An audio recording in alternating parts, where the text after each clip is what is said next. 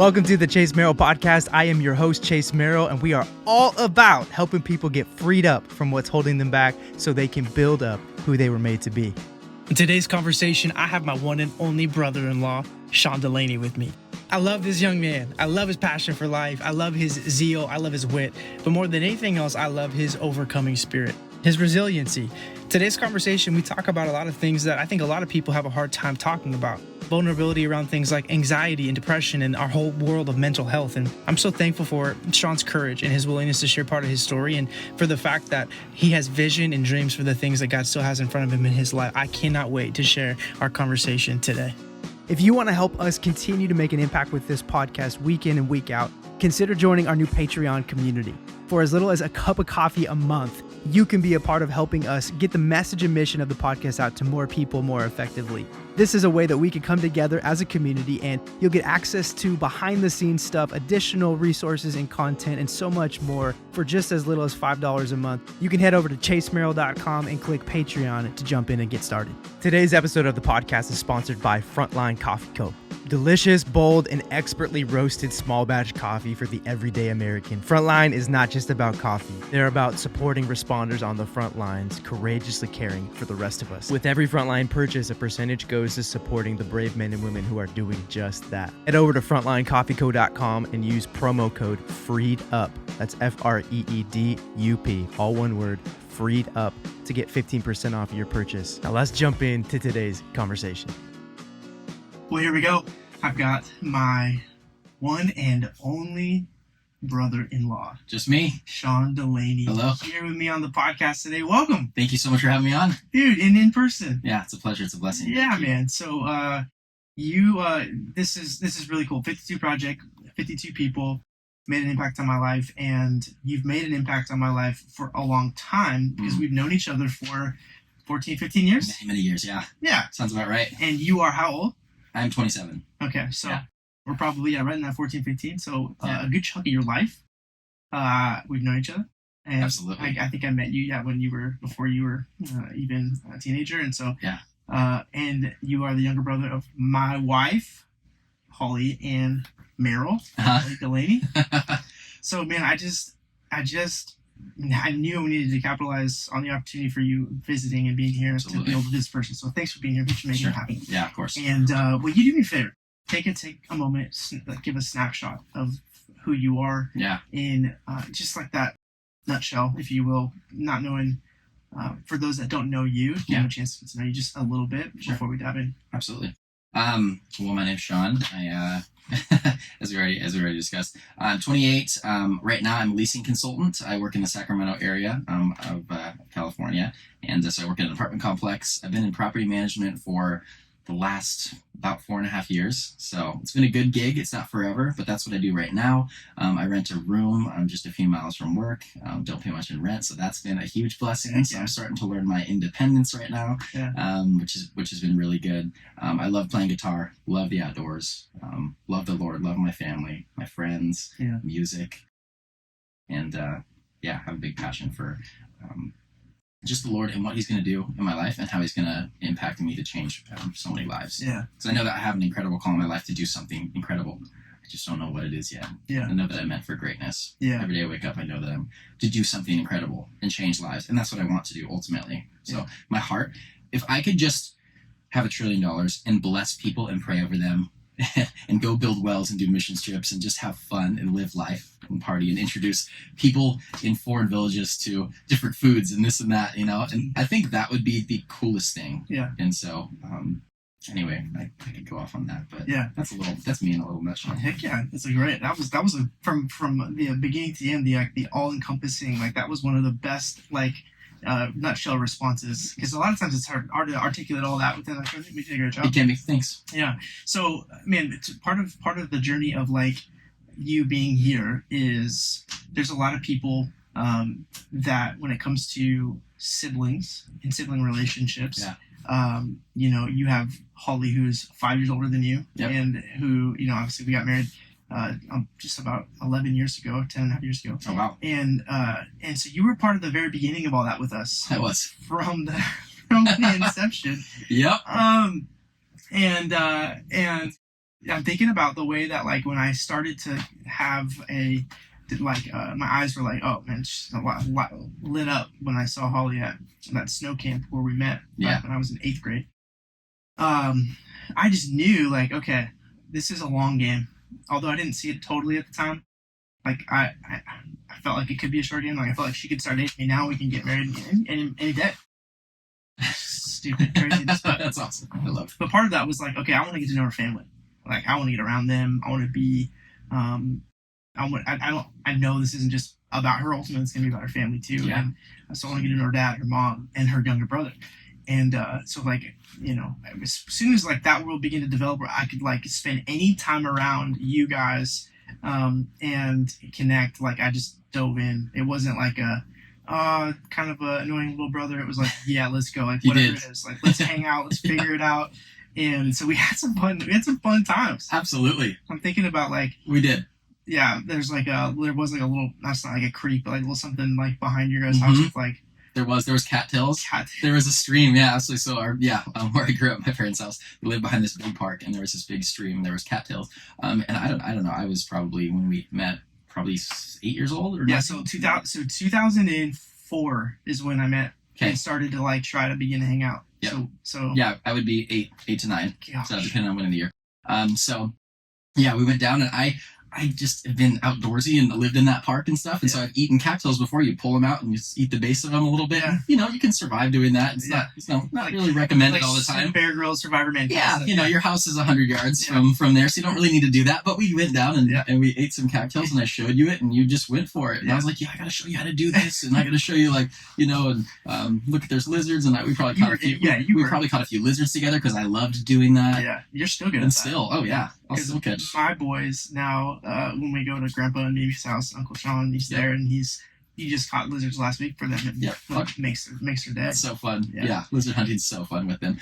But also we played golf. We played PGA Tour. Oh yeah. So we were super into that. Yeah. Throwback. Oh my gosh. So we were into that. We were into Star Wars. So we had a lot of fun things. Because we were into the outdoors. Yep. So we hung out that way. We were both into Star Wars. Yeah. So we could talk about that and relate in that way. For sure. And also, we playing golf was so fun. Yeah. And my dad joined us a couple times. Yeah.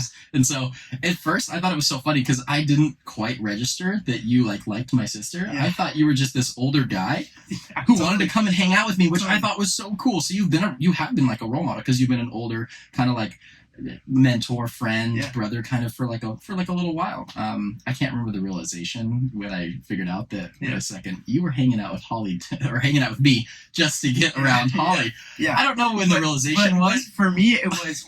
Yes, that's how it started, but then I realized like pretty quickly, like it was like I actually want to go do that. I want to go play a PGA Tour, Xbox with Sean. It was like I'm not just doing it to tolerate to be. It was like, nah, Holly can hang out over there. I'm gonna go. Yeah, that happened actually pretty quickly. So no, man. One of the things that like I've been so thankful for across our journey is the way that you've loved and received me. You know, like you've made me. You made it easy for me to come into the family in that space. And, you know, your sister's 5 years older than you, but you guys still had a relationship, like a close relationship that for you as a brother to go, okay, I'm going to share my sister with some dude, it's a big deal. And you from the very beginning, you know, you were younger, but even through those realizing years, like just were so receptive to me. And then over the last 10 plus years you've been married, you've been, man, just I feel like we are family. I mean, we are family. Absolutely, but like, we're family. You know what I mean? Mm-hmm. And there's something so cool about that. Yeah. One of the things too, I got to watch you because of being connected to your family from that early age, and then dating and pursuing your sister, getting married to her. Like I got to really watch you grow and develop and discover some of those calling things that you were talking about in the beginning. Like your whole guitar world. You're a freak on the guitar, dude. Played for a while. I love it. It's something that I've been blessed with. So thank you. Yeah, you have been blessed with. It's a gift, but you also have like spent hours and hours and hours of your life honing in on that gift and like developing it and trying to get better at it.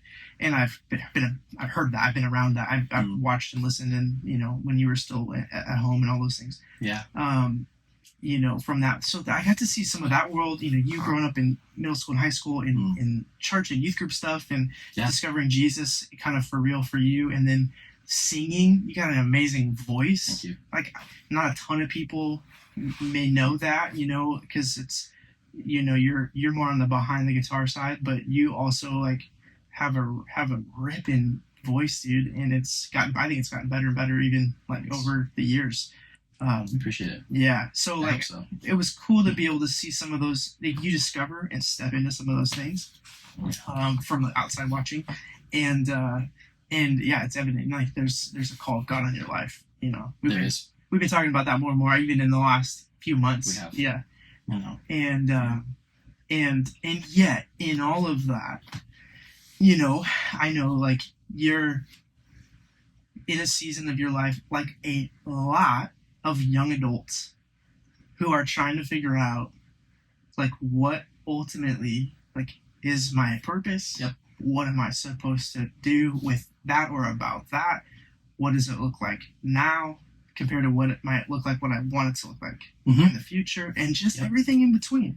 Relationships, the desire to be married and have a family, the desire to have a job that's, not something you dread every day. Yep. All of those things, you're right smack in the middle of it, right? I am. And like you mentioned too, learning how to be out on your own, like, all of those things that so many young adults are in that space and trying to navigate those things. And so when I think about somebody who, is a representative of a generation that's like, okay, I'm trying to figure some of these things out. Like you're right there. And one of the things I'd love to talk about that's connected to the impact that you made on my life is how I have watched you navigate all of that in your life where you are right now with a lot of different ups and downs. Yep. And I'd love to talk about some of those ups and downs just because I know how much the impact of being able to share some of that will be for people, but also for you to be able to like share some of your journey on it, specifically stuff with like anxiety, stuff with like physical effects of anxiety that not a lot of people talk about or hear about. Sure.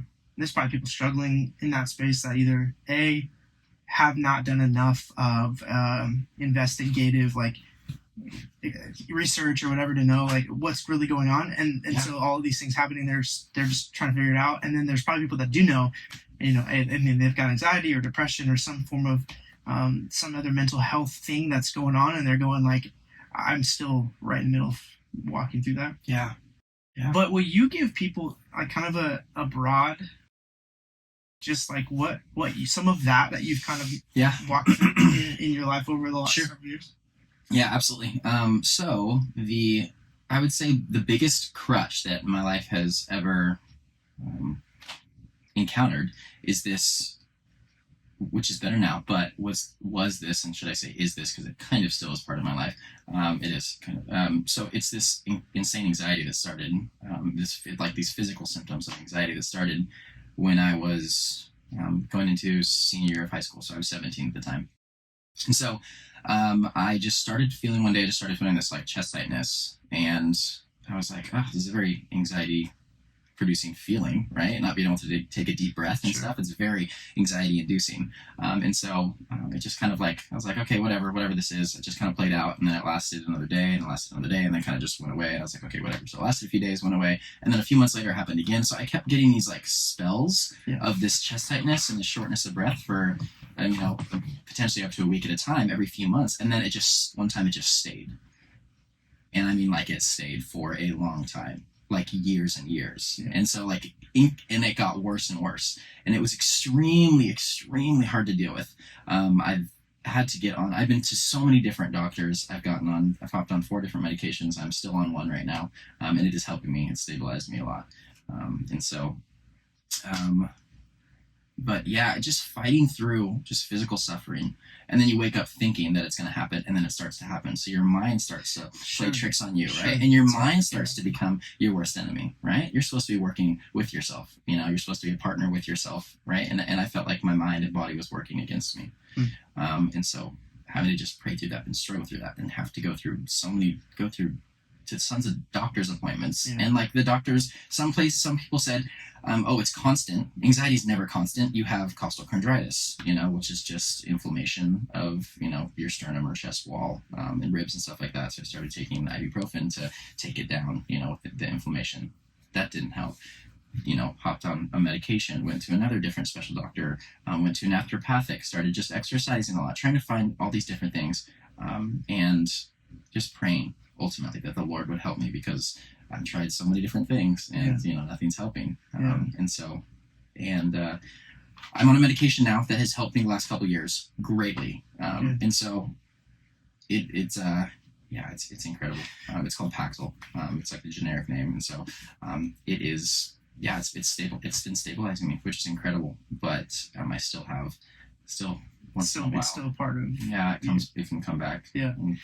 First of all, thanks for being vulnerable. Thanks for being willing to share it. And I mentioned, I just know there's a lot of people. There's probably a lot more than you would realize, but a lot more than the world probably understands, like, that struggle with that space. I meant to start with that. I meant to start with saying that, like, I think more people have, anxiety and depression, or at least just like seasonal depression, or seasons that they go into that are tough, it's so common, and it's not talked about because it can be embarrassing to talk about. Yeah, well, and I think here's something that when I think of it, part of how you've impacted my life, right?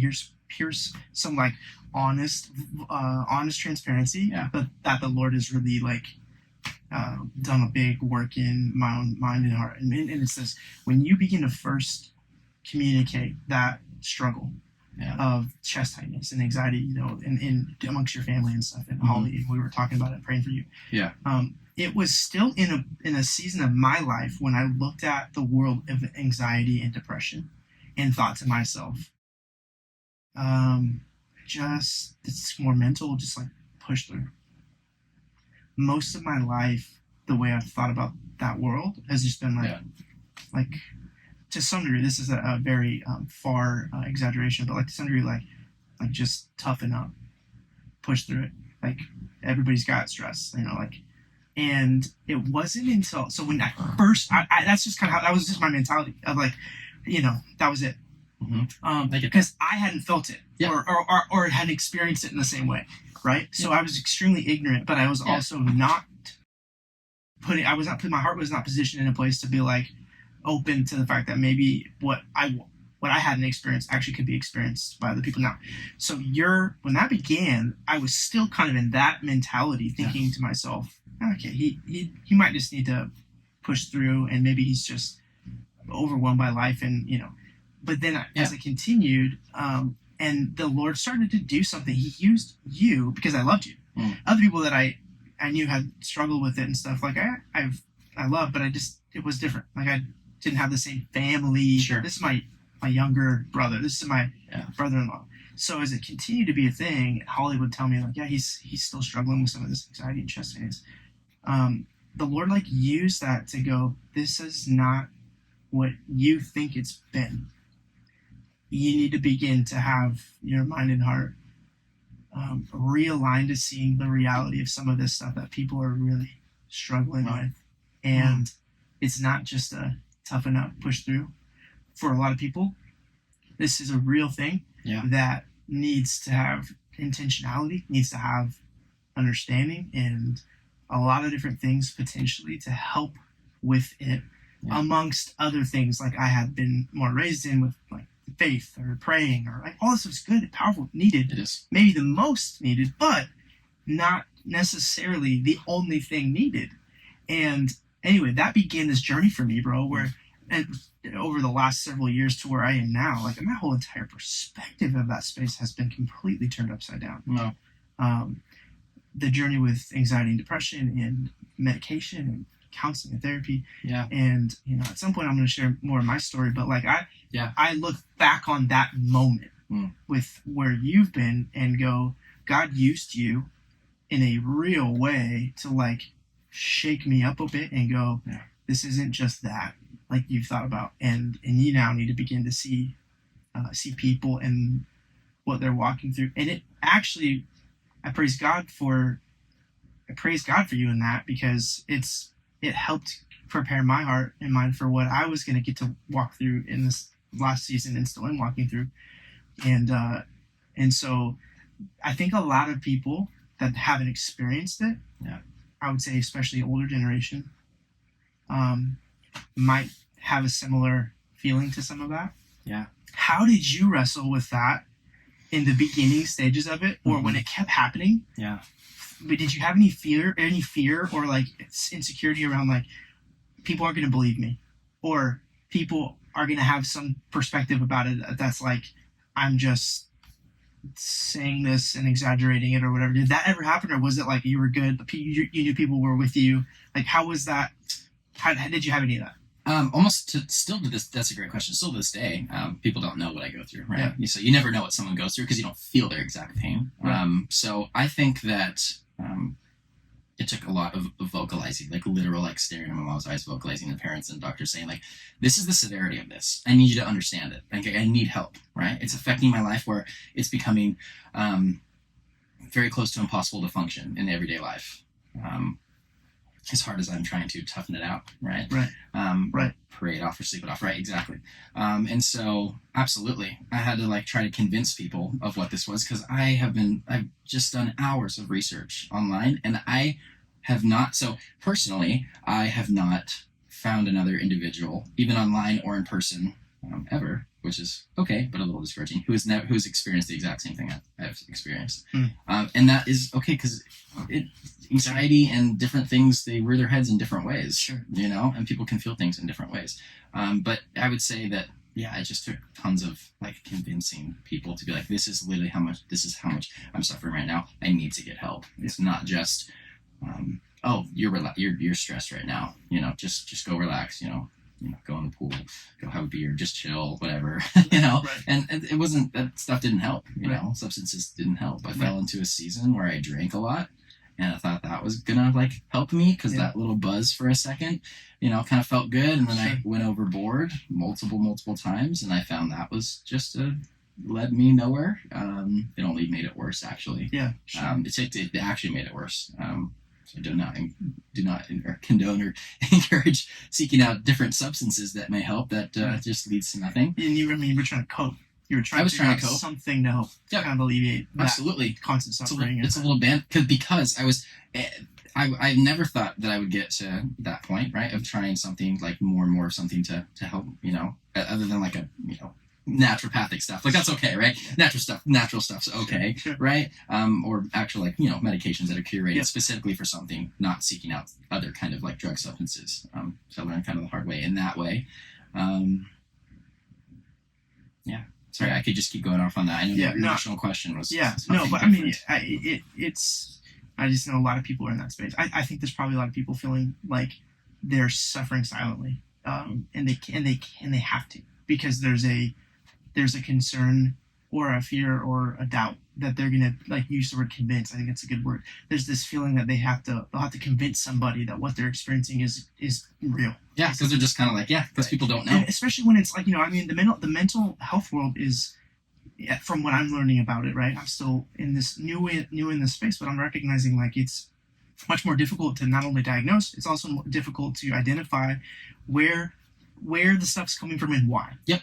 And so like in your state with the physical experience from the symptoms that you were experiencing. Yeah. Like, if I have an arm pain and go to the doctor, there's still sometimes they can't figure it, but a lot of the time, like, they know more protocol. There's more like, here's what we do. Yep. We've seen thousands of cases of it, whatever, and this is how we get it healed by this amount of time, etc. Yep. And so, there's something about that, I think, for people with the mental health space where they're like, I don't know how to tell you exactly what and why and, answer your questions. And almost even that probably can produce even more anxiety, right? So there's this almost cycle that probably keeps people gripped in and bound into something that they fear they will never be able to get out of, because it's a reoccurring thing and it doesn't seem like it's a space that they can, really feel heard about. If somebody's in that space, like maybe like you've experienced, how would you encourage them today? Like if they're there and listening or watching this, somehow, some way they found it. Maybe it was a short on YouTube or a friend of mine or yours or family, whatever. Yeah. What's something you would encourage the person that is presently experiencing like that kind of anxiety and not sure what to do about it. That's really good. Wow. Man, I guess I could go about that in multiple different ways, but I think a really good, man, it can go so many different directions, you know. Some people need to start off getting around people who experience like things, you know. So I have a lot of friends who have not experienced a lot of anxiety, and so when I go to talk to them about it, and they're like some of my closest friends, you know, they like listen, they're great listeners, they love me, but they can't relate in that way, and that's okay. Not everyone always has to relate, right? But at least you can talk to them. I think that when you find people that can somewhat relate, right? Sure. I think that is a really, really good start.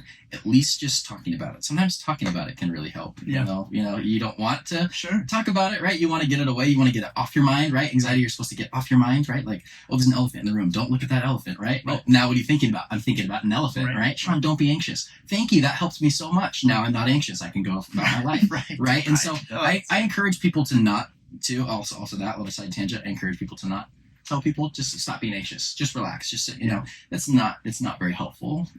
Asking what they need and just being there to support someone in their time is actually very, very needed. Just ask someone what they need. Don't tell them to relax. Do not agitate them. Be more calm than they are.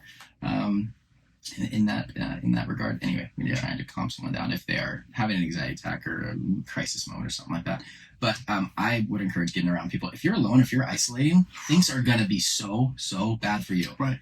It's going to be horrible. You're going to think that no one else is going through this, and you're the only one, and that is going to make your situation 10 times worse. Yeah. It will. If you see everybody on Instagram, you see everybody walking out, driving their new cars, everyone looks like they're doing great, right? We have no idea. You have no idea. And that's what I'm learning. We have no idea what people are going through. And people know that. It's like, okay, yeah, Sean, okay, yeah, we don't know what people are going through. But, like, you don't know what people are going through. It's such a thing. Sit down with them. Ask them what they're really going through. Small talk is such a thing of, I don't know, I hate small talk. Sometimes you have to, right? If you're passing someone, or you're like, hey, how's it going, blah, blah, nice weather. But in an open book, I'll talk about anything. And if I can help someone with my story, I think it's incredible. Yeah. Well, and your ability to see people is massive. Like there's I can't say how many times I've been around you, and whether it's a stranger we've just met, or you know, just a mutual friend or somebody that you know well. Your intentionality to, like, they get your eye contact. If you're asking a couple questions, you genuinely you're trying to find the connection point. And when I think about part of who you are, I think about one of the ways that I've watched you grow into the person that you're made to be, but then also impact me. I mean, it's so cool because that's like when you're doing that, like you're walking in like who you're made to be. Like you're confident, you're not worried about what they think about you, and you're just like, what can I get to know about you? And you do that so well. And I think even in this space, like that's such a great encouragement for people that are like, maybe they don't struggle with as much of the anxiety space, but they have people in their life that do, that they could be more mindful for how to ask what people need, and rather than give them those suggestions about, you know, the things that they think that they should do. You've been really amazing in that space, and I love watching you operate in that way. So I think for me, part of this journey of, like, first of all, even just being aware and then being open to the idea that maybe it's different than how I've always thought, is something that I know a lot of people probably need to consider. And, you know, everybody's on their own journeys. Like you mentioned, everybody's going through something. Even the people that are not seeing this correctly. I think about maybe even some of the generations that have gone before, where they're like, you know, we didn't have anxiety. We were, you know, at 15 years old, we were walking up and down to school in the snow and back. And true, like there's a lot of difficult, insanely crazy things that, you know, respect and honor to so many of the different phases and journeys of generations that have like gone through maybe a lot more life and have had a lot more stresses and pressures. And so when they look around and go, you know, how could you be stressed? How could you be overwhelmed? How could this be real? It's a figment of your imagination, and your mind's just, you need to chill. That there's this disconnect because they stormed Normandy. Like those kind of things are there, and there's a real fear in their minds versus like this faux fear that they see. And yet I'm coming to understand that when it comes to everybody's individual journey and experience, like there is a genuine subjective understanding and experience with pain, with suffering, with anxiety, stress, depression, all of these things. And just because somebody else's capacity is higher in that space doesn't mean across the board that it is the standard that somebody else who is struggling with less or whatever that might less look like. Mm-hmm. It means that there's a deficiency for them because of the capacity standard that's been set. Like everybody's got a different capacity. Absolutely, that is very true. And We're all different in that way. I think that to encourage people maybe listening that are parents of young adults or grandparents of young adults, to just continue to ask questions, and even ask questions that you don't already have premeditated answers or solutions for. Right? It's great. Is a great thing to consider, right, for someone that's walking through it. So and the thing I love about where you are is you are an overcomer. You have had some really hard days. Really hard days. Very. Weeks, seasons. And man, when I think about people that are experiencing chronic physical suffering and pain in some capacity, I know from knowing I have people in my family, in my life, and what they go through and experience. Like, there are times where it's like, if this doesn't end, like, I want to end.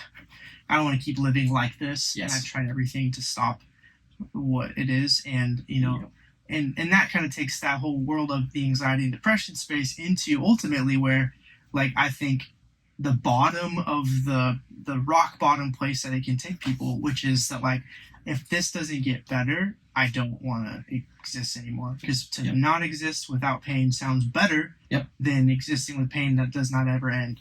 And and I know there's people in that space that are listening right now that have thought about it and considered that, right? Like I think that's a conversation that's not had often because it's uncomfortable, and I think it's becoming more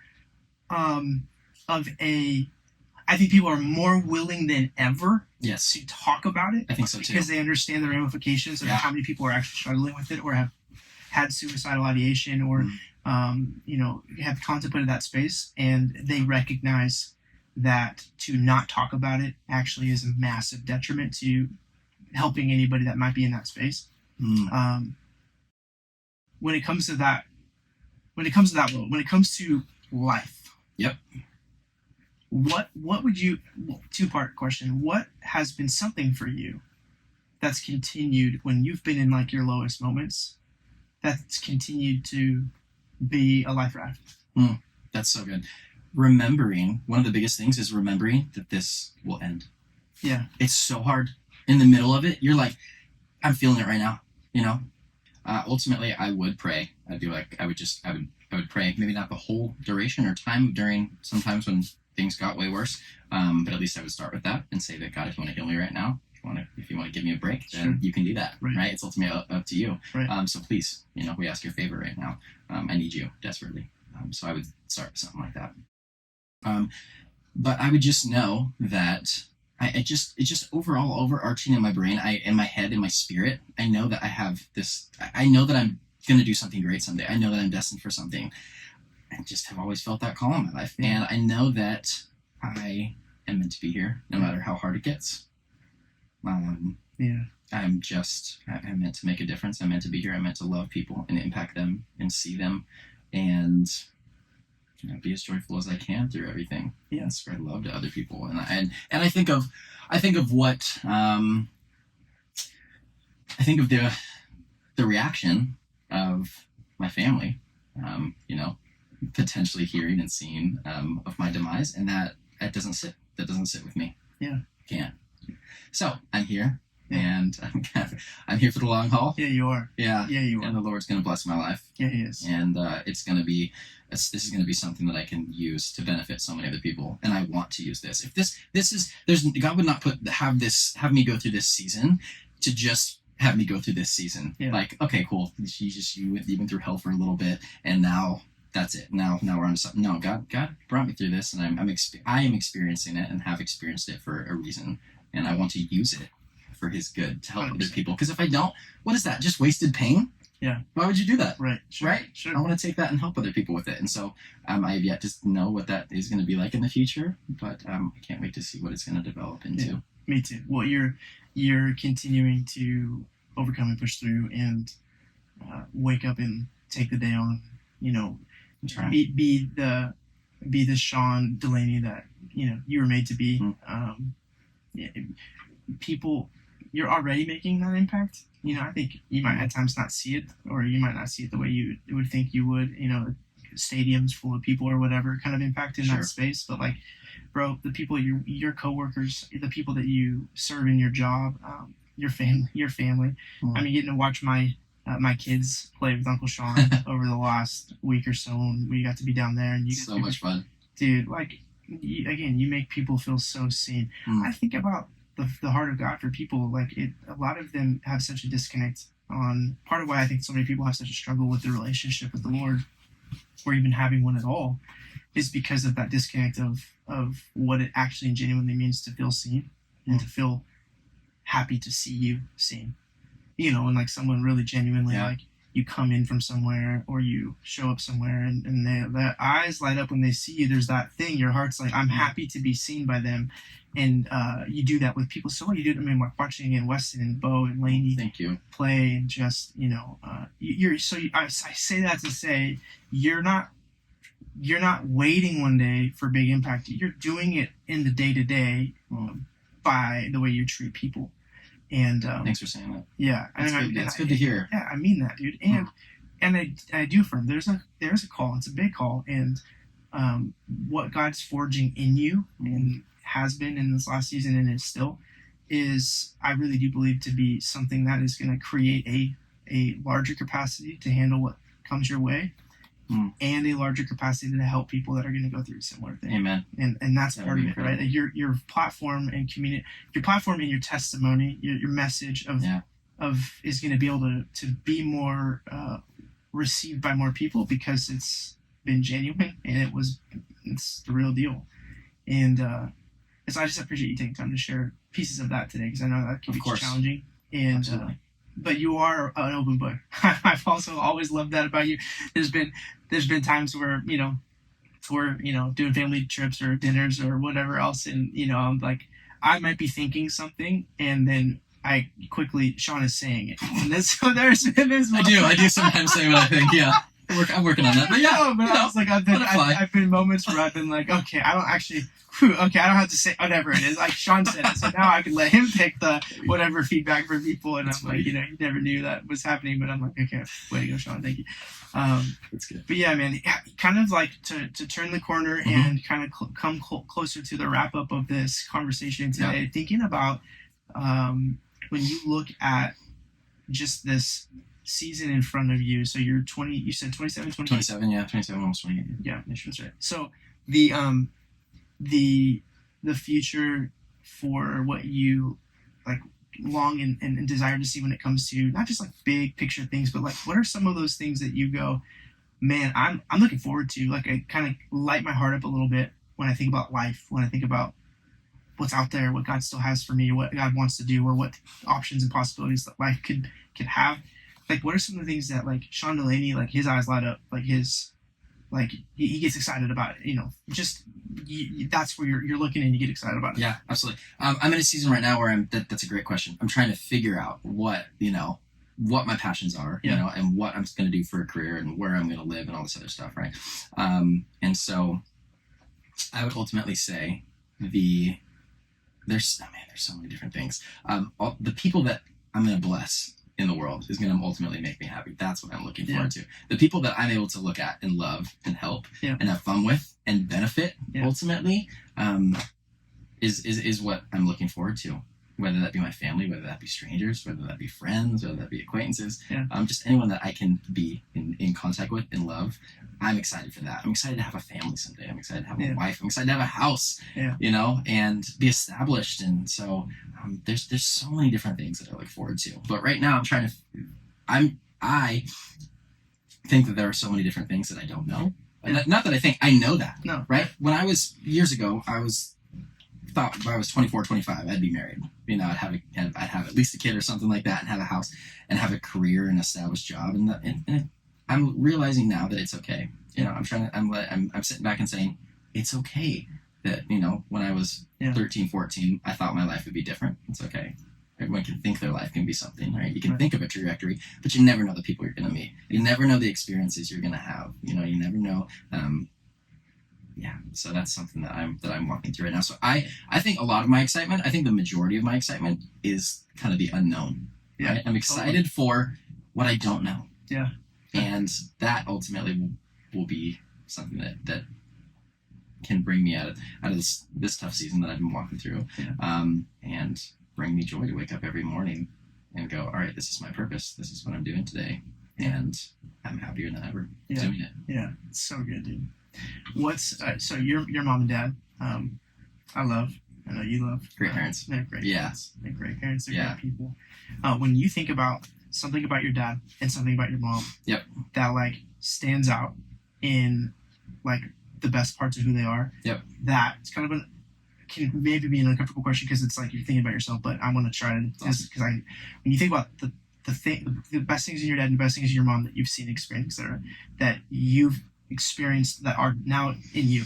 Yep. Like you're like, oh, this is from my dad, or oh, this is from my mom. That's like those are some of the best things in him. What do you see? Dad first and then mom. It's great. Dad, he has always been someone who he's just so hands-on. He can teach, he's always there to listen and, give his advice and stuff. And so he's just an incredible mentor in the way that he is all about teaching, and that is an incredible thing. And learning through, fixing cars and building fun stuff, a cardboard for your, for the boys, for you guys and stuff like that. And so, and also he has a servant's heart. Yeah, he does. One of my love languages is physical touch and acts of service are my two top love languages. My dad is such a acts of service person. Yeah. He just will, on just so many, I have so many sentences written together because he just serves. He encompasses exactly what the Lord says to serve. Yeah, I agree. Just so humbly and, and just in every way. And so he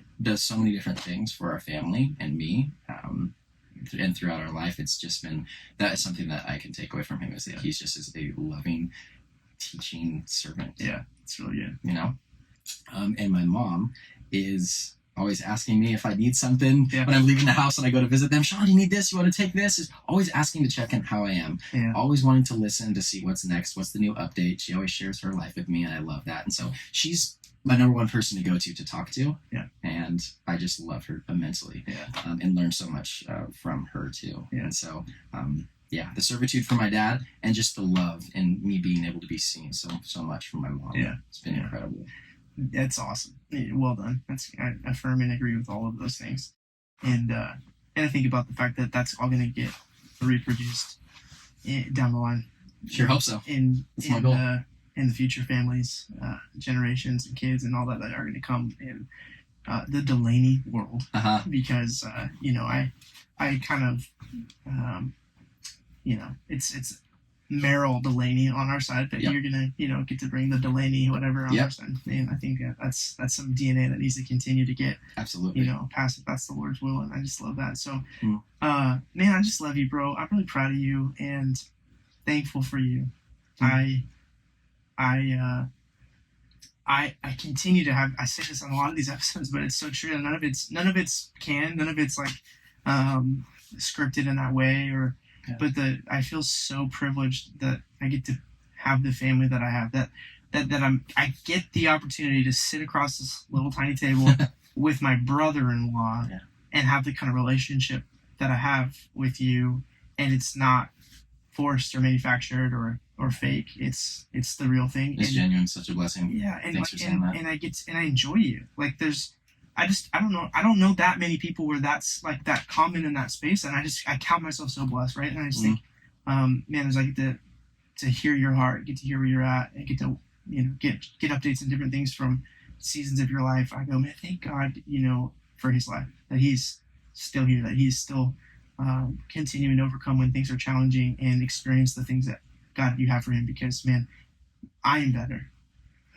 Our family is better, and the world is better, and going to continue to be better because of your life and the impact that you're making and are going to make in the future. So that's good to hear. Thanks for saying that. I appreciate it. Yeah, and I'm still trying to figure out how to get you to move up here to Washington and join our church and join my worship band. That could be in the cards. It could be in the cards. That could be. I'm very open to it. I don't know what I gotta do to convince you, but no, I'm whatever God does from this point forward, I know it's going to be evident that the Lord's in it, and that's what gets, I think, most exciting for me. I love that you said that the unknown is part of what gets you. I think that's so good. I think a lot of people, it's like a two-sided coin. It's like the most anxiety feeling because there's an unknown, it's lack of control, but it's also exciting because I'm learning to embrace the unknown. I love it, dude. That's what I'm learning in this season. I think it's such a good reminder and challenge for people that are listening today. So I love you. Thank you. Love you too. Very much, Chase. Yeah, excited to continue to watch what God does in your life. Thanks for joining me today. Absolutely. It's been a blessing. Thanks for having me on. With that, we'll see you